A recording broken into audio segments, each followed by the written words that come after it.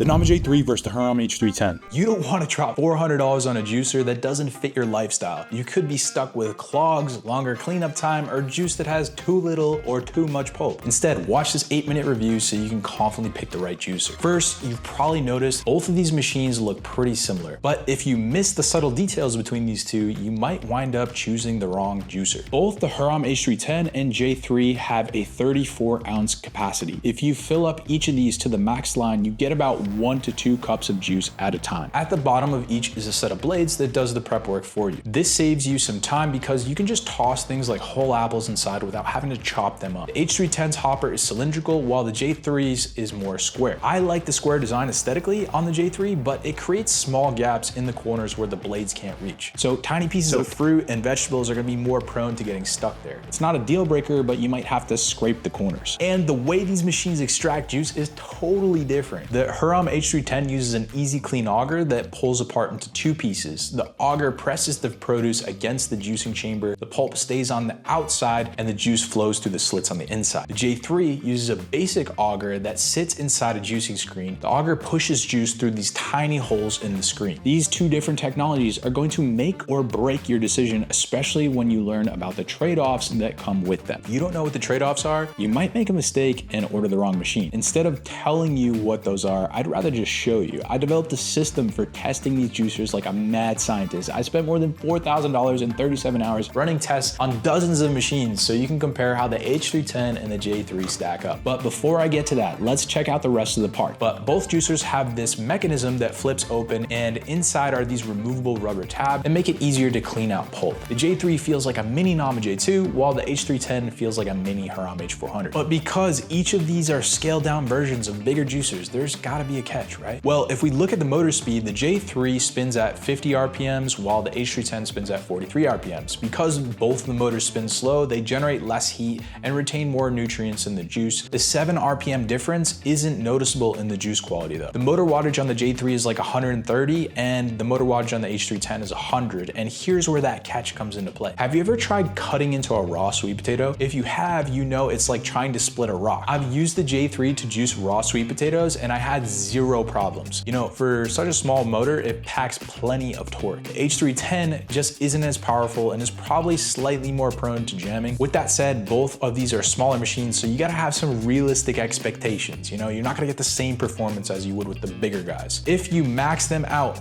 with large chunks of ginger and pineapple, they're probably gonna jam on you from time to time. And if you're planning on getting one of these machines, I'll keep the links in the description updated with the best possible discount on the internet. And using these links doesn't cost you a thing, but it helps support the channel. So while the H310 isn't as powerful, it can make up for it in other ways. The J3 can't make sorbets, but the H310 can do it out of the box without any attachments. Now, the level of confidence you have with the guarantee says a lot about the quality of the product. The Nama J3 is about $100 more expensive, but the warranty is 15 years on both the motor and the parts. H310 is 10 years on the motor and only 2 years on the parts. Both give you a peace of mind, but the J3 warranty is clearly better, and I can't lie, for $100 extra, that 15-year warranty is pretty attractive. Point to the J3. And if you're like me, you just want a simple machine that's easy to put together. After all, if it's too complex, then you might not get a lot of use out of it. So let's see how fast we can assemble each of these juicers. The H310 takes about 24 seconds to put together, and the J3 takes about 18 seconds. There's no meaningful difference here, but the experience with the H310 is more simple, and it's just the easier machine to put together. From a pure convenience standpoint, the H310 gets the edge here. The number one reason people even look into the J3 and the H310 is because their size. Now, both of these may be easy to take on the go, but only one of them is truly more portable than the other. So if you got a small kitchen, limited counter space, or you like to travel, make sure you pay attention. You can use both of these for travel, van life, camping, dorm living, even small apartments. Both of these will fit in a backpack. Hurom H310 is about 7.5 pounds, while the J3 is 9.7 pounds. That's a 2.2 pound difference, but the footprint is also slightly different. The J3 spout and pulp ejectors stick out on the sides, taking up more lateral space than the H310. You can definitely travel with both of these juicers, but the H310 is slightly more compact and lighter. Point to the H310. Now, whether you're an early bird or a night owl, the last thing you want to do is wake up everybody in the house with your juicer. because if you do, then you've got to deal with cranky partners, crying babies, and pissed off roommates. So I measured the noise levels on each of the machines, and here's what I got. H310 is around 53 decibels and J3 was around 59 decibels. And to put things in perspective, your average blender is around 100 decibels loud. So if you've got light sleepers in your family, you don't have to worry about either machine waking them up, but the H310 is more quiet. Now, if you're anything like me, cleaning is the part that you secretly dread the most. And after running your juicer a couple times, there's that